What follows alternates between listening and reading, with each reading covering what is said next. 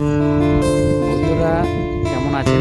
আশা করি সবাই ভালো আছেন, আমিও ভালো আছি। বন্ধুরা, বর্ষাকালে কত না সুন্দর লাগে, মেঘের যে আবহাওয়া, আর দ্বিতীয় কথা হচ্ছে চারিদিকে ফাঁকা